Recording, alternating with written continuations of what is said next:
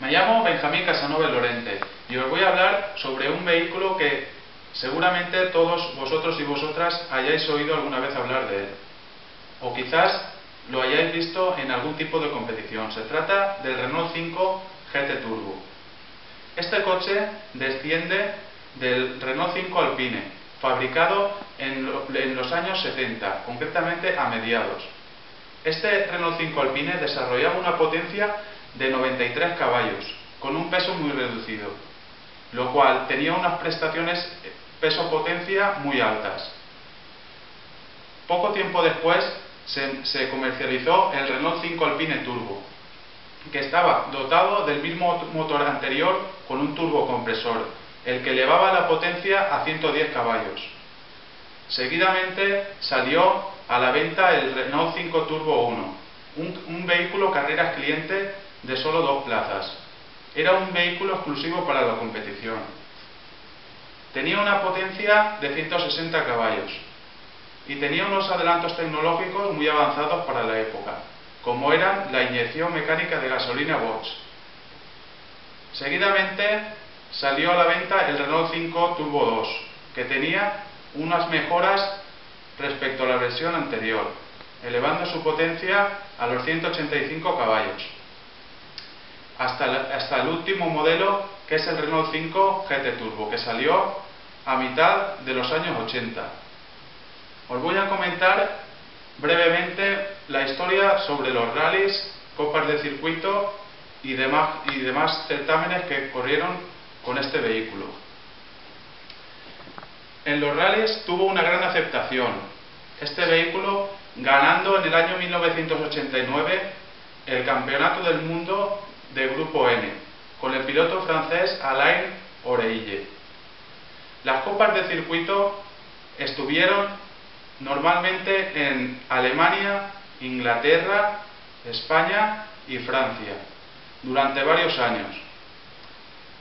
El Renault 5 GT Turbo Grupo N estaba desarrollado para la competición. Se basaba en el manual de Renault Sport, modificando el sistema de suspensión, adaptando suspensiones monotubo de la marca Bilstein, realizando mejoras considerables en los frenos y en el motor, alcanzando una potencia de unos 150 caballos aproximadamente. Era un coche muy competitivo con muy poca preparación. El Renault 5 GT Turbo Grupo A era un coche de máxima competición. Desarrollaba una potencia muy elevada, de 180 caballos. Finalmente, el Renault 5 de la Copa era prácticamente con la misma preparación que el Renault 5 Grupo N. O sea, era una máquina bastante competitiva con muy poco gasto. Este vehículo se empezó a fabricar en el año 85 en Francia y en España, concretamente en Valladolid, en la fábrica española de Valladolid. En el año 87 salió la segunda fase, con ciertos cambios de su predecesor, la primera. Estos cambios eran un sistema de carburación totalmente diferente, un módulo de encendido con nuevas curvas programables y unos cambios en las suspensiones delanteras que le dotaban al vehículo de mejores caídas. En el 1989 se comercializó la tercera y última fase, hasta el año 1991, el cual apenas tenía cambios con respecto a la segunda fase. Los únicos cambios eran la tapicería de los asientos y un pequeño detalle en el cuadro de instrumentos. Este vehículo en su época tenía ciertos rivales, como eran el Ford Fiesta XR2, que contaba con una potencia de 96 caballos, el Fiat Uno Turbo inyección electrónica, que contaba con inyección electrónica y 105 caballos de potencia.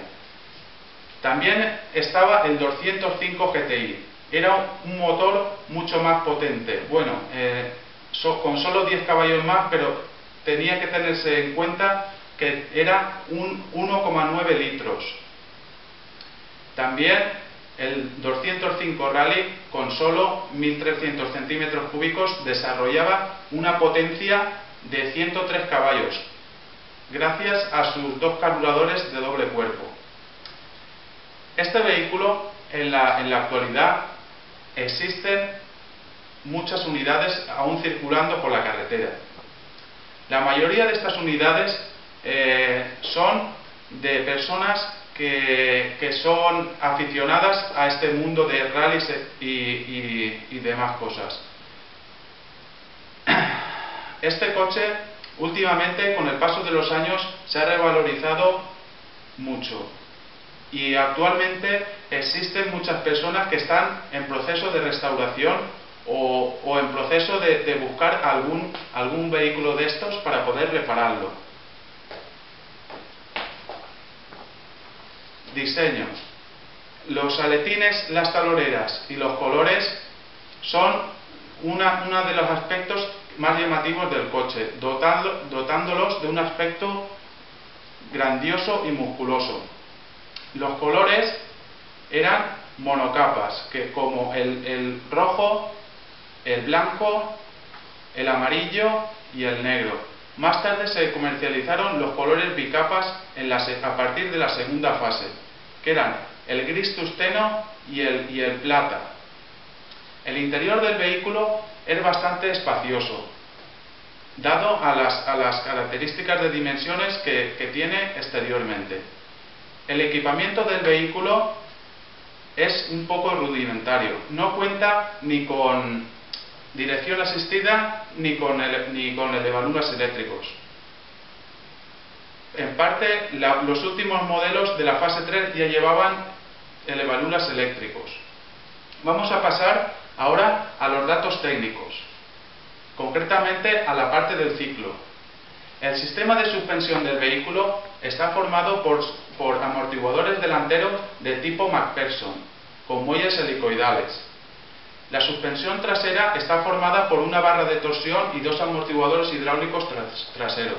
Estos amortiguadores de origen ya se caracterizan por su extrema dureza. Ahora hablemos del sistema de dirección. El sistema de dirección es el clásico de toda la vida, de cremallera, aunque en modelos franceses se optó por añadirle la dirección asistida. El sistema de frenos de este vehículo es un sistema que puede frenar bastante bien, pero incluso con preparaciones un poco potentes. Este sistema de frenos cuenta con unos frenos delanteros ventilados de 238 milímetros, con unas pinzas de pistón simple. En la parte trasera se dispone de unos discos de 210 milímetros con unas pinzas también de pistón simple. Las llantas son de aluminio, tanto en la primera, en la segunda como en la tercera fase. Sus dimensiones son 5,5 pulgadas de anchura y 13 pulgadas de altura. Los neumáticos originales son 185/60/13, unos neumáticos excesivamente ridículos para la gran potencia que desarrolla el motor. Esto es un grave inconveniente para el vehículo porque pierden constantemente adherencia en aceleraciones. Vamos a pasar al tipo fuerte del coche, el motor. El tipo de motor es un 4 cilindros con camisas húmedas. Tiene un cubicaje de 1.397 centímetros cúbicos. El sistema de alimentación se encarga un carburador Solex de 32 milímetros de difusor. El gran encargado de las prestaciones de este vehículo, sin lugar a dudas, es el turbocompresor, que es un turbocompresor Garrett T2, refrigerado por aire, agua y aceite. Este turbocompresor está soplado a unos valores originalmente de 0,7-0,8 bares. Este motor está provisto de un intercooler para refrigerar los gases de escape y así mejorar el rendimiento del motor. La refrigeración del vehículo se encarga un pequeño ventilador y un y un radiador de dimensiones muy pequeñas para el gran rendimiento del motor. También se dispone de un radiador de aceite. Este radiador de aceite comparte en parte el mismo radiador de agua. La caja de cambios es una caja de cambios manual con 5 velocidades y una velocidad trasera. El embrague es un embrague en seco de 200 milímetros, suficiente para la potencia que desarrolla el motor. Las prestaciones que alcanza este vehículo son 7,6 segundos de 0 a 100. De 0 a 1000 metros los alcanzan en 28,5 segundos. Y este vehículo tiene una velocidad máxima de 211 km por hora.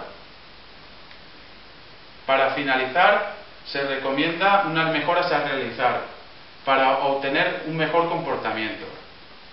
Estas medidas son cambios en el sistema de suspensión, tales como montar unos amortiguadores de las marcas conocidas como Bridgestone, Koni, Selex o cualquier otra marca de alto prestigio. En el frenado se puede adaptar el sistema de frenos de su hermano mayor, el Renault Clio 16 válvulas, montando discos delanteros de 260 milímetros y pinzas con 2 pistones. Las llantias es otro fundamento a tener en cuenta, porque se obtienen grandes beneficios. Se pierde aceleración, pero se gana mucha más estabilidad y paso por curva. Estas llantias se suelen montar de 14 pulgadas o de 15 pulgadas, con unos neumáticos comprendidos entre los 185 y 195, incluso hasta los 205. Otras mejoras que se pueden realizar en el vehículo al tema de motor para sacar más potencia son elevar la presión de soplado, llevándola hasta cerca de un bar, de 0,9 a 0,8 más o menos, obteniendo con este cambio una potencia extra de a lo mejor unos 10 o 15 caballos. También se recomienda, al realizar esta modificación, agrandar los chicles de enriquecedor y surtidor principal del carburador, montando un 105 y un 110 respectivamente. Otro punto muy a tener en cuenta es la refrigeración del vehículo. Se consigue mejorar bastante montándole un radiador de dimensiones superiores, como el de una Renault Express, y montando también un radiador de aceite de tipo Opel Kadett GSI. Y esto es todo.